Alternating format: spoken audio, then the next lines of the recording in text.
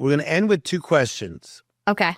One of them has to do with a lot of women that are having this challenge of being the boss, like being the lady who just has it on her. She's the boss, but also having what some would call the work-life balance. I work with a lot of women like that, and some of them are my friends, some of them are my business partners, some of them my life coach, and I think it's not that easy, okay? It's not. So are you learning to find that a little bit? Oh, and yeah. if so, tell us how.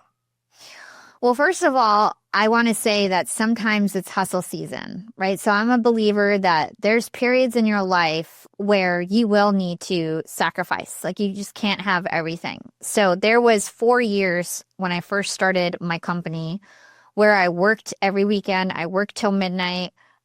I should have done more with my relationships, but I didn't, right? And I was able to build a moat around myself by doing that. And if I didn't, I wouldn't be who I am right now, because everybody started a podcast during COVID, but my podcast was already big because I had sacrificed. You know what I mean?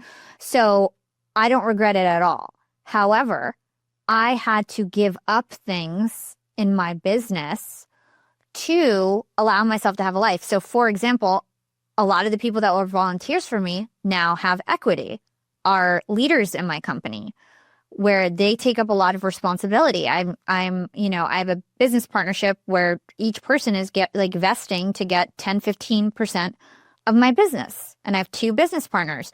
And, one of them's my COO, one of them leads my agency, and that gives me more freedom. I have a team of 60 people, and I've had to really, work hard on hiring processes and onboarding and training so that I could have a life. And now I never work weekends.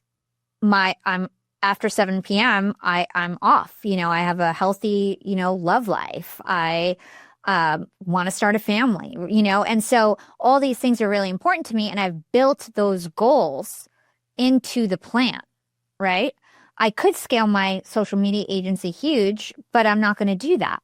I've decided that I want, 20, 30 clients that I take care of really well. And I don't need a bigger social agency. And for my network, that can scale without more workers, and so I want to scale that side of the business and not necessarily the social agency, because that will take I want to be good to my clients and not take too many clients.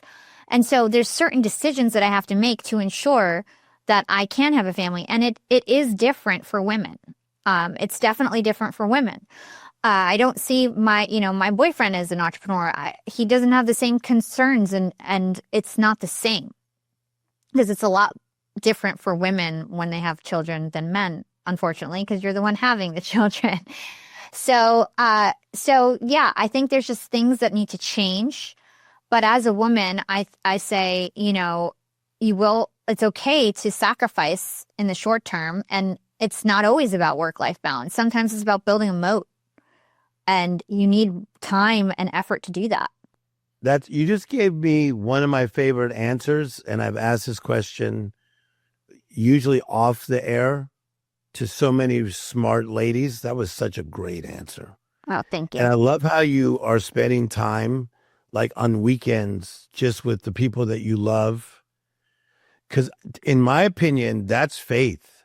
Like to take the Sabbath, to rest, to reflect, to be around people you love, that's faith. You got enough faith in what you've been doing that the harvest is going to continue to come. Okay? Mm-hmm.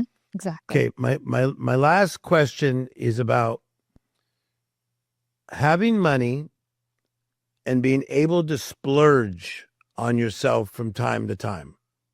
Okay? So tell me what that looks like for you.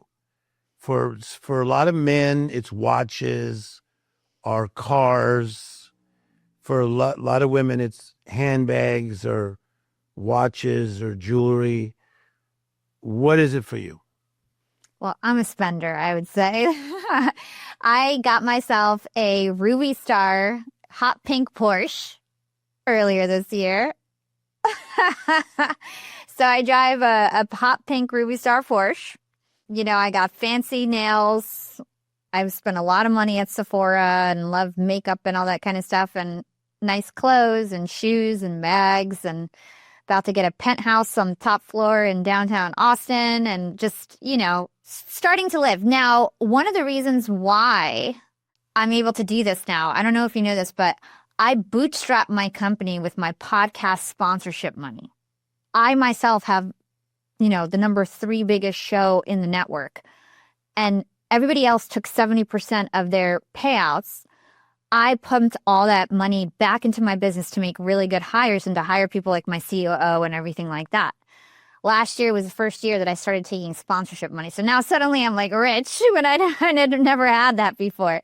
So it's really all my sponsorship money, and it just, you know, much different these days. So No, but I love this about you because, again, it takes me back to little Hala, who was singing and dancing and performing and happy.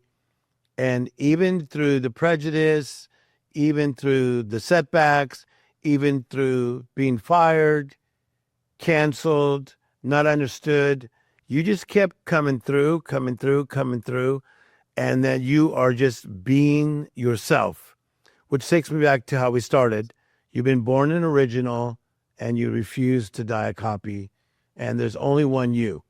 Thank you for being my friend.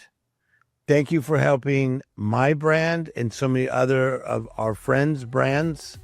And don't forget me when you're even more rich and famous, please. thanks, Tim. It was such a pleasure. Thank you for sharing space with me on this episode of Miracle Mentality with Tim Storey. If today sparked your courage or helped you understand why you're created for success, I invite you to carry that miracle mentality forward. Visit me at timstorey.com. That's story with an EY on the end. Until next time, walk by faith, embrace possibility, and create your own comeback story.